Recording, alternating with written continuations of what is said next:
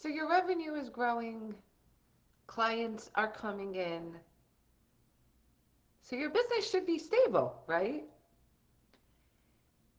So it's technically growing, but intentionally still, cash feels stressful, somewhat reactive, but the money is still unclear. And what I noticed with most of my practice owners, probably all of them, is that they're wondering, shouldn't this feel easier by now? I actually just got off with a practice owner and they got in a huge contract. And with this huge contract, the husband of the owner said, well, because it's the spouse, he said to me, you know, Margot, everyone's job is going to go up like 80% with this contract.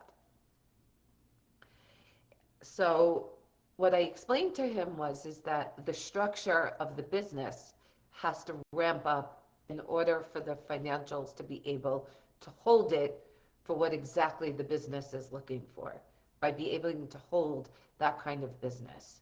And he was like, really? What do you mean? And we went through it in depth.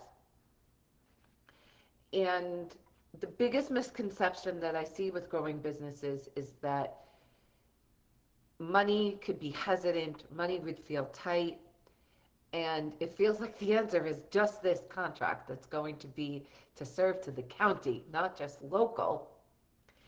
And making more money was going to serve as the answer. But it's not that the revenue wasn't the issue, right? It was that the structure underneath the growth didn't evolve to it. And because of that, the complexity of increases in terms of the income, payroll increases, the operational pressure. The big one is payroll and deciding things. So now, when you have this contract, you have to hire, and you're like, okay, because I'm going to make more money, but not necessarily realizing that everyone's role increases too, so that you have to see where all of the costs are.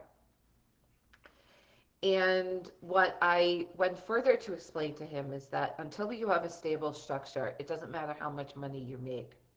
And he said how my client, she doesn't care, she just wants the shot, and she's willing to do whatever it takes. And when I tell clients around the shot that there's extra steps that they have to take, all of a sudden they're willing to take them because the contract came in. So it goes into, do we have be do, or we be do have? Are we going to be the person, do the actions and then have it, or have it and then so on? And one of the biggest lessons that I've learned as a single mom is that with building my business, that it wasn't just having the business and the income, it was the structure around it of doing other things. I'm not getting any younger. And, I'm 47, right? My kids are getting older. They're going to get married soon. They had college bills. One still has college bills, apartments, like all of these different things, right? And while I built my business, at the same time, I happen to have other assets. I save for retirement. I'm a shareholder in a building. I have two homes now. So my wealth has built. And I say this openly and courageously from my heart around what I have in addition to the business to show what's possible. Now, each of my houses have a story, and my shareholder purchase also is a story. And they all came from grit. None of them would happen, and none of them would stand up straight, even though a house stands up on its own, if it wasn't for the structure that I built in HCT to hold me. Meaning, how I handle my finances on a regular basis, have the support, having tax planning intact, and just doing all of the things, but falling in love with the process.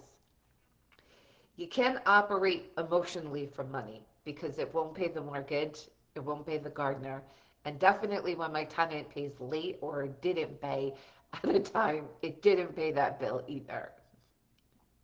The grit of the right actions is what happened to be able to make a lot of that possible. You see, a lot of people would be worried to talk about what they have because they're like, oh, is she making too much money? She charges too much money, and like all of these things.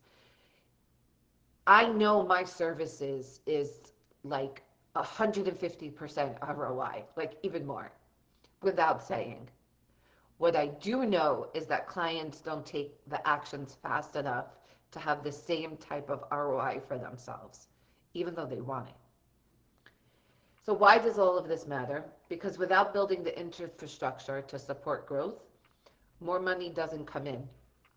And the reason why different things happen for me is because I have the infrastructure for things to come and land. Like this is its home. So the client knew he had a place of where I can do the work. Legacy clients come back because I hold the infrastructure.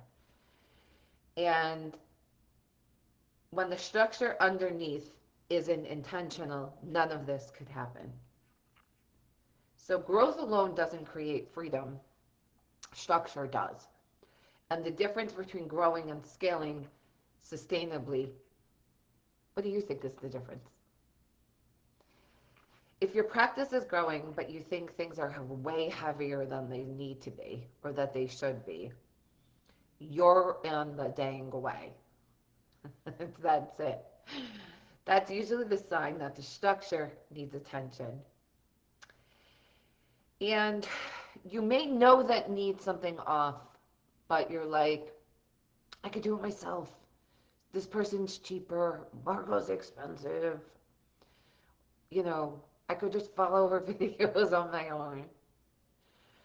But what happens with the accountability, the leading, and leading from a position of strength and power and freedom and abundance and alignment of somebody who can take your practice to like more than the next level is something that I'm willing and able and capable to do. So are you going to step in with me? So I invite you, comment below or message me clarity on what feels off. I want to help you sort it out, and we can always jump on a call to talk more. Let me know what you take from this video, and listen to what I said in terms of like analogies, not necessarily of what Marco has. And even if you did, let me know what you took from this. Talk soon.